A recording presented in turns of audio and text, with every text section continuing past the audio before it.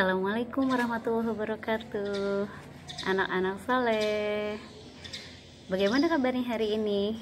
Mudah-mudahan kalian semua selalu sehat, tetap ceria, semangat ya, dan keluarga juga semua sehat ya. Amin. Ya, anak-anak saleh, tidak terasa hari ini sudah masuk tanggal 26 Juni, dan hari ini adalah hari pertama kalian masuk di semester 1 kelas 2 ya. Oke, selamat ya, semua sudah pada naik kelas, sekarang sudah kelas 2.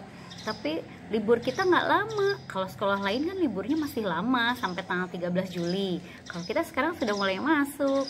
Tapi hari ini Bu Ulfa nggak akan menyampaikan pelajaran atau apa, enggak. Mau nyapa dulu nih. Mudah-mudahan semuanya sehat ya, dan selalu semangat. Biarpun kita masih terus harus belajarnya di rumah, sabar ya, insya Allah semua ini akan segera berakhir ya. Hari ini adalah hari pertama kita masuk semester 1. Pasti kita semua kangen ya sama suasana sekolah. Tapi jangan khawatir, selama belajar di rumah, biarpun semester ini juga masih awal semester ini kita masih harus belajar di rumah, Bu Ulfa akan menemani kalian dengan banyak hal-hal yang harus kita selesaikan, seperti tugas-tugas yang lalu. Kalau tugas-tugas yang lalu kan kita ngerjain, kirim ke Bu Ulfa, dan banyak yang lainnya ya. Nah, apa saja yang akan Bu Ulfa sampaikan sama kalian? Nah, kebetulan pada kesempatan kali ini Bu Ulfa ingin menyampaikan hal-hal yang akan kita lewati selama 3 bulan masa pandemi di rumah ya. Selama belajar di rumah kali ini, apa yang akan kita dapatkan nanti ya. Tapi sebelumnya, nanti setelah Bu Ulfa bicara ini akan ada titipan semangat dari Bapak Yunanto. Semangat kalian di semester baru ini harus lebih baru lagi. Biarpun kondisinya berbeda, biarpun suasananya berbeda di rumah, tapi justru itu yang harus membuat kita lebih bersemangat lagi. Oke? Nanti kita dengarkan apa yang akan disampaikan oleh Pak Yunanto. Selamat menyimak. Assalamualaikum warahmatullahi wabarakatuh. Alhamdulillahi rabbil alamin, ala ni'amihi zahirah wal batinah, qadiman wa hadisan, asyhadu an la ilaha illallah wahdahu la syarikalah, wa asyhadu anna Muhammadan abduhu wa rasuluhu alladzi la nabiyya ba'da. Allahumma sholli ala Muhammad wa ala alihi wa ashabihi wa man tabi'ahum bi ihsani ila yaumiddin. Amma ba'du. Anak-anakku sekalian yang Bapak cintai dan Bapak banggakan, syukur alhamdulillah atas segala nikmat, hidayah, inayah dan iradah Allah Subhanahu wa taala, kita masih diberi kemampuan dan kemauan untuk melaksanakan salah satu kewajiban kita, yaitu thalabul ilmi. Patut kita perhatikan dalam surat At-Tariq ayat 11, Allah Subhanahu wa taala berfirman, was-samaa'i dzatir raj, yang artinya dan demi langit yang mengembalikan. Mengembalikan di sana artinya hujan. Kenapa Allah Subhanahu wa taala tidak berfirman was-samaa'i dzatil matar, demi langit yang menurunkan hujan, tetapi was-samaa'i dzatir raj'i, yang artinya dan demi langit yang mengembalikan. Kenapa mengembalikan? Karena di sana dituntut kita untuk bisa memperhatikan bagaimana proses terjadinya hujan, bagaimana air yang awalnya asin, yang awalnya tidak bisa diminum, tidak bisa mandi, bisa berubah menjadi segar. Karena ini menunjukkan siklus air. Air asalnya air asin, menguap lalu menjadi awan, awan lama-lama menjadi awan mendung, kemudian turunlah hujan dan masuk ke dalam tanah, lalu tak lama terpancarlah mata air dan mengeluarkan air yang segar. Tentu saja itu semuanya proses bagaimana seseorang ketika ia melewati hari-harinya dengan penuh perjuangan, dengan penuh usaha, dengan keteguhan dan ketekunan, maka insya Allah akan mendapatkan hasil yang memuaskan. Seperti air tadi, awalnya air asin menjadi air yang jernih. Kita perhatikan dalam Al-Quran, kisah-kisah para nabi, bagaimana perjuangan dan kesabaran mereka dalam menempuh ujian dan tantangan dari Allah Subhanahu wa Ta'ala. Nabi Nuh, ia harus berdakwah siang dan malam, mengajak umatnya yang durhaka, yang menyembah berhala untuk kembali beribadah kepada Allah Subhanahu wa Ta'ala. Tidak sedikit Nabi Nuh menerima cercaan, menerima celaan, menerima permusuhan dari kaumnya sendiri, bahkan dari anak dan istrinya sendiri. Setelah itu ia diperintahkan untuk membangun sebuah bahtera, sebuah kapal. Lalu Allah Subhanahu wa Ta'ala menurunkan azabnya kepada kaumnya yang durhaka. Kenapa tidak dari awal saja Allah menenggelamkan kaumnya yang durhaka? Kenapa Allah harus membiarkan Nabi Nuh siang dan malam berdakwah? Tentu saja itu semuanya usaha dan proses dan menguji tingkat keimanan dan kesabaran Nabi Nuh. Bagaimana Nabi Saleh alaihissalam berdakwah kepada kaum Samud? Lantas ia mendapatkan berbagai macam penyiksaan, berbagai macam celaan, berbagai macam hinaan. Tetapi melewatinya dengan sabar.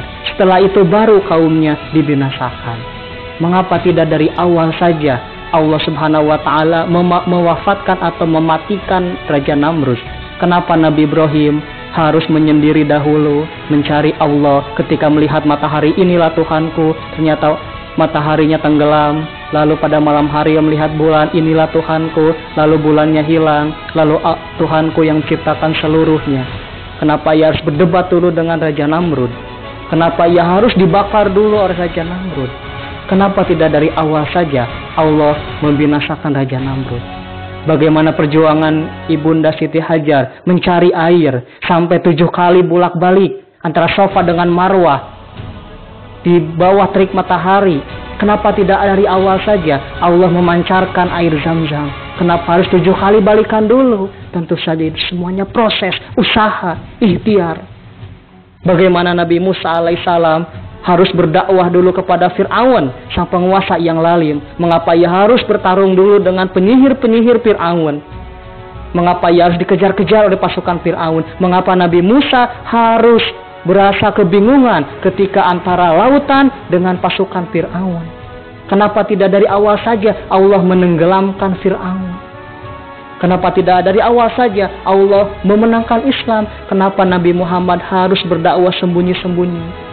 Kenapa Nabi Muhammad harus berdakwah dengan terang-terangan, mendapat hinaan, mendapat celaan, disakiti oleh kaum kerabatnya sendiri, yaitu Abu Lahab, dilempari kotoran, dilempari batu di Taif? Mengapa harus berperang dahulu? Mengapa tidak dari awal Allah menaklukkan kota Makkah? Kenapa harus menunggu, harus berjuang Rasulullah untuk memenangkan agama Islam? Tentu saja semuanya proses, wahai anak-anakku.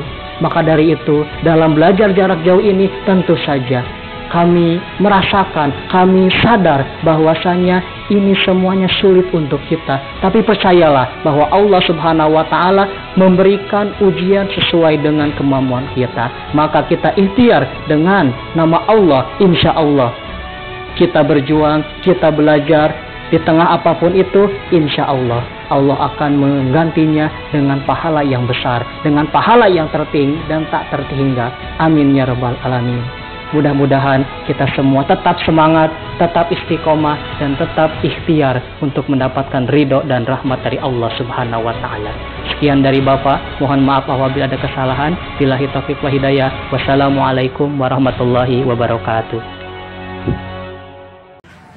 Alhamdulillah, barusan kita sudah mendengarkan titipan semangat dari Pak Yunanto mengenai bagaimana proses itu berlangsung dengan begitu panjang perjuangan untuk menjadi seseorang yang bermanfaat, dan kita pun harus terus berjuang, masih harus terus berjuang untuk melakukan kewajiban kita, yaitu berjuang untuk belajar dan berjuang untuk terus menimba ilmu. Insya Allah perjuangan kita ini tidak akan sia-sia. Insya Allah akan membuahkan hasil yang manis sekali. Jadi terus semangat anak-anakku. Ya, dan sekarang Bu Ulfa akan menyampaikan jadwal selama 3 bulan ke depan selama pandemi ini berlangsung, apa yang akan kita lakukan, apa yang akan Bu Ulfa akan menyampaikan ini Bu Ulfa punya jadwal. Jadwal matrikulasi, karena pembelajaran kita sekarang berupa matrikulasi, jadi matrikulasinya berbeda dengan pelajaran biasanya. Kalau biasanya kita kan ada pelajarannya tematik, terus bahasa Arab, bahasa Inggris, matematika gitu ya. Nah sekarang berbeda. Untuk 3 bulan ini kita akan belajar sistem matrikulasi. Apakah itu? Nanti kita akan mengikutinya langsung. Ya pokoknya ada detailnya. Setiap hari dari Senin sampai Kamis kita tetap untuk pembiasaannya tetap ya, jangan sampai lupa. Ada sholat duha, tilawah atau tahfiz hafalannya. Nanti sholat duha dan tahfiz ini Bu Ulfa akan mungkin akan sering menelpon kamu lewat video call ya, berupa video call di WA boleh, atau juga nanti bisa kita ketemu lagi di Google Meet atau di Jitsi Meet ya. Bisa nanti Bu Ulfa cek juga hafalannya, juga sholat duhanya seperti apa. Nah nanti juga sholat duha dan tilawah atau tahfiz ini kamu bisa laporkan setiap hari sebelum tidur dengan mengisi kuesioner. Nanti yang ngisinya adalah orang tua kamu sebelum tidur aja ya. Oke. Setiap Senin sampai Kamis Bu Ulfa akan menanyakan sholat duhanya bagaimana, sudah atau belum, tilawah dan tahfiznya. Lalu nanti di sini Bu Ulfa akan membagikan modul yang harus dikerjakan. Ya, sama seperti libur yang kemarin, bukan libur ya, belajar yang kemarin kan ada tugas juga. Terus orang tua kamu mengirimkan ke Bu Ulfa hasilnya. Nah, seperti itu sama kok. Nah, cuman ini modulnya berbeda, bukan tentang pelajaran. Ini modul tentang logis matematis atau logika matematika. Terus modul tentang kreativitas bahasa, dan berikutnya modul tentang wawasan bahasa, dan terakhir bagaimana laporan tentang membantu orang tua harian ya. Beda-beda, apa aja bebas. Yang ini adalah tiap hari dari Senin sampai Kamis. Hari Jumatnya kamu boleh melakukan proyek apa saja yang kamu suka, tapi nanti insya Allah akan Ibu arahkan. Misal sama seperti kemarin, misal minggu ini tentang apa, atau kamu boleh pilih. Misal tentang memasak, nah masakannya bebas, terserah kamu. Hari ini minggu ini, Jumat ini tentang berkebunnya bebas, mau tanaman apa aja. Nah tapi diurus ya, enggak tanam udah aja, enggak seperti itu. Dan itu mengenai proyek dan jadwal-jadwal setiap hari.